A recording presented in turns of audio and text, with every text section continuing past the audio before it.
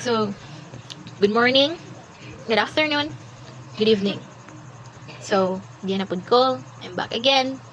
And today, we are going to talk about something very, very important. And that is the cognitive development of our intermediate schoolers. So, we are talking about those kids aged around 11 to 14 years old, usually in late elementary or early high school. Ang atong tumong is to understand how ilang minds are developing, how they are learning, and unsa ang mga ways nga we can help them grow. So, unsa pa atong gipaabot? Let's dive in. Initial cognitive characteristic. As a parent, no, or if you are a parent, when our kids reach this intermediate stage, daghan na kayog changes in how they think. First, improve logical and reasoning abilities. Mas makasabot na sila og complicated concept and mas makahuna-huna na sila logically. Before, simple na ilang thinking, but now they can analyze things better. Second, handle more complex schoolwork and problem solving. They can now handle more challenging schoolwork, mga problems nga dili na simple-simple lang. They can now think critically, analyze situations, and come up with a better solution. And third, interested in the future, hobbies, and collection. So this is the age nga magsugod na sila og think about the future. Unsa ilang gusto mahimo pagdako, who they wanted to be, what they want to become. And they also diri sa nagsugod og develop ilahang hobbies like playing instruments, duwa na silang mga sports or arts, and daghan sa ilaha ang ganahan mag-collect og different things like kanang stamps, cards, or toys. And then fourth, can understand ideas even without hands-on experiences. Before, no, kinahanglan pa sila makita or ma-experience nila mismo ang usa ka butang para makasabot. Pero karon, they can now understand ideas even without the hands-on experiences. They can imagine and think abstractly. Reading development.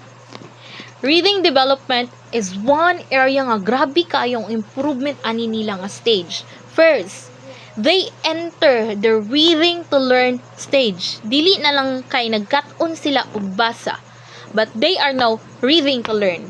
They are using reading as a tool to gain knowledge. Second, possess wider vocabulary and use context clues. Ilahang vocabulary nagka-widen, nagkadako, nagkadaghan, napunan, and they can use context clues to understand the meaning of the words that they don't know. And third, prefer longer, realistic, and informative reading materials. Ganahan na sila magbasa og longer stories, realistic stories, and informative materials. They are looking for knowledge and information na dili na lang kay simple stories lang. And then fourth, choose books based on interest, personality, and discussion potential. They chose books based on what interests them, their personality, and also if they can discuss the book with their friends. Ano naman yun, increase na kayo ang development nila from katunggikan pala sa kinabata pa sila to at this stage. Now the question is, how long can they focus? How long? So, let's talk about attention. First, have a longer and more flexible attention span. Compared sa younger children, mas taas na ilang attention span and mas flexible na full. Second, can focus for extended periods, especially when interested. If they are interested in something, they can focus for a longer period of time. But if it's boring out, listen, jud. No? Creativity. Creativity is very important, especially at this stage. From James Russell Lowell, creativity is not the finding of a thing, but making something out of it after it is found. This means that creativity is about taking something that already exists and making something new out of it. And also, children though are naturally creative and curious. All children are creative, some more than others, but we need to encourage their curiosity. And then creativity is enhanced when activities. encourage unique ideas. We need to encourage them to come up with their own unique ideas, to think outside the box. And we also need to encourage them to value process over product. Mas importante nga ang process kaysa sa result. It's about learning and exploring, dili lang about getting the right answer. And then, reduce stress and competition. Stress and competition can kill creativity. We need to create a safe and supportive environment. And lastly, support collaboration and self-expression. Encourage them to work together and express themselves freely. Next, impact of media. We can't ignore the impact of media on our kids. Media like TV, computers help students. First, communicate and collaborate effectively. They can communicate and collaborate with others effectively through technology. And second, use technology to solve problems. They can use technology to solve problems and find information. Third, set and achieve goals independently. They can use technology to set and achieve goals. Media and aggression. Although, makatabang, very helpful gid kay we gain lots of information bitaw and it is easier. Okay, click na lang kagud kita ra dayon nimo. But we have to be careful. Okay, if there are advantages, then there are disadvantages. If there are pros, then there are cons. If there are upwards, then there are downsides. And tanan naa na sa media. First, overexposure to media violence can lead to increased aggression. Too much violence in media can lead to increased aggression. Desensitization to violence. They can become desensitized to violence, meaning they don't see it as a big deal. Third, fear and negative worldviews. It can lead to fear and negative worldviews. And then, viewing violence as acceptable behavior. They might think that violence is okay. Kaya bitaw, makita na to sa mga media mo, makasagap lagi kag information, daghan jud siya information kaya easier kay one click. But naadjud dito ang disadvantage. Naadjud. Sakto ni viewing violence as acceptable behavior kay naay uban, let's not generalize lang gid ha, pero naadjud uban nga mga users of different platforms of social media nga they kani bitong may mga ipang spread nga bisag unsa lang ya naay violence, naay pananakit. But then since kanang bata pa, ano pa ang development, dili pa jud kanang buka na kayo sa realidad. Then if makita to nila nga video nga something nga nag-ingon ana, then they would think nga acceptable ra na nga behavior, nga okay ra na nga behavior kay it was posted, gi-post sa media, nakita sa kadaghanan. Muna nga, if you have a child, you are a parent, you are a teacher, a caregiver, nagbantay mga karug bata, nagtudlo mga karug bata, watch them.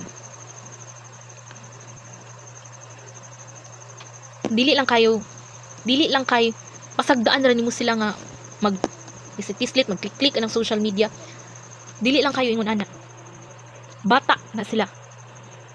Although pila na edad? 11 to 14. Although ingon ana na ilaha, but they still need guidance. They still need you to guide them. To make them understand nga there are things in the social media nga at not dili acceptable. Dili good for them to follow. And since we are talking about that now, so we will now proceed to the rules of parents and teachers. Now the question, what can we do? As a parent, as a teacher, as a caregiver, kung siya itong mabuhat. First, serve as our role models and guides for responsible media use. Dili jud nato pasagdaan nga sila lang mogamit og social media.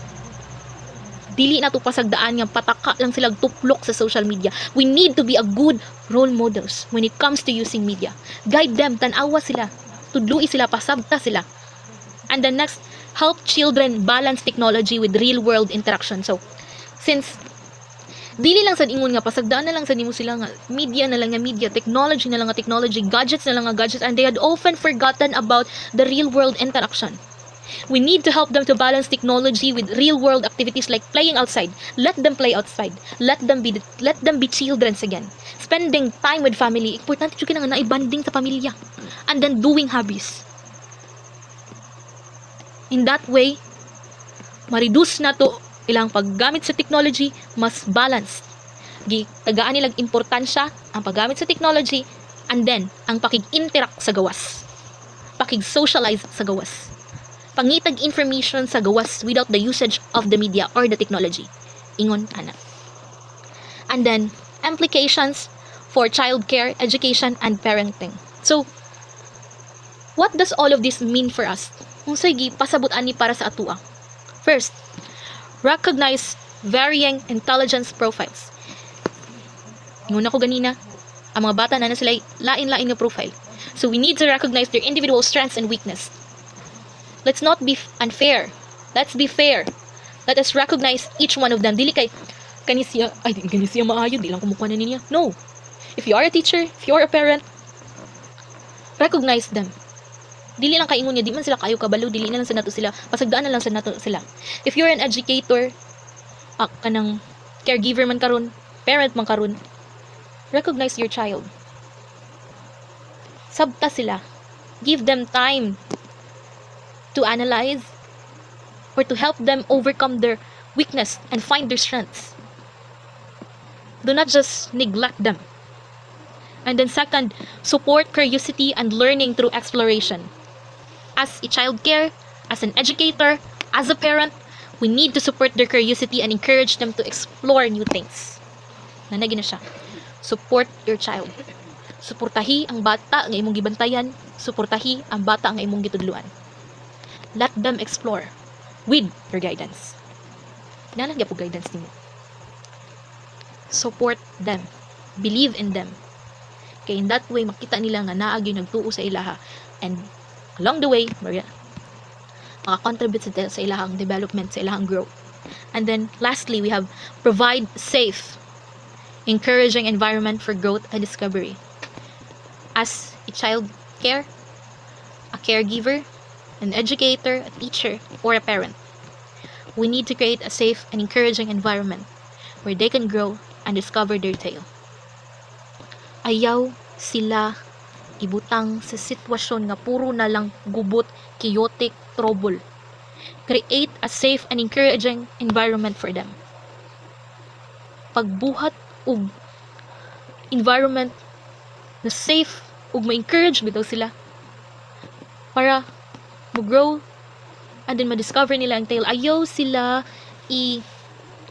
butang sa lugar nga it's hard for them to makita sa dilahang potential. It's hard for them to develop kay dito sila nabutang sa lugar nga wala bitay pang encourage. Puro lang chaotic gani. Puro lang trouble ang naa. Now if you are parent dyan, kung sa parent dyan, the learning of the child is aragid first nagsugod sa balay. If the environment that the child grows, for example, puro lang violence, and they would think na ay normal ra niyo, acceptable ra niya behavior, and in that way mo bitaw yang ma-adapt, mo yang ma-act yeah, which is wrong diya. And then kung imo sa siyang ibutang sa environment na kanang walay nagtuo sa iya, dili safe gyud ang environment sa iya. Create safe and encouraging environment where they can grow and discover their tales. So, the cognitive development of intermediate schooler is complex and exciting process. And by understanding their cognitive characteristics, supporting their creativity, and encouraging environments, we can help them thrive and reach their full potential. Remember, Judah. Thank you for listening. Thank you very, very much for listening. Let's all work together to help our intermediate schoolers grow into smart, creative, and responsible individuals. Mara to siya. I hope na may na-learn. Nasabdan ako ninyo. Thank you.